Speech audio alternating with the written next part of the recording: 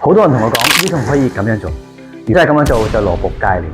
因為腰痛係分兩種嘅，一種就係過彎，一種就係過直。咁如果你係過直嘅時候，個做法應該就係你先揾到邊一個位置有問題。測試嘅方法就係你將隻手擺喺條腰度，然後個人向後咬，咁你就發覺有某個位置比較硬嘅，又或者比較直嘅，咁嗰個位置就係有問題嘅地方。揾到硬個位置嘅時候，就捲條毛巾大約2寸厚，然後再打橫擺喺硬個位置，平瞓面向上，然後瞓低嘅時候就將兩隻腳屈高，維持大約5到10分鐘，每日2次。咁嘅話咧，就將借地方靠條毛巾將佢頂翻彎佢啦。如果你條腰係過彎嘅時候，就係平瞓面向上，雙腳抱實，然後將條毛巾擺喺盤骨底嘅位置，就好似咁樣，維持大約5到10分鐘，每日2次。咁樣嘅話咧，就可以將個弧度減輕。呢個先係新方法㗎嘛。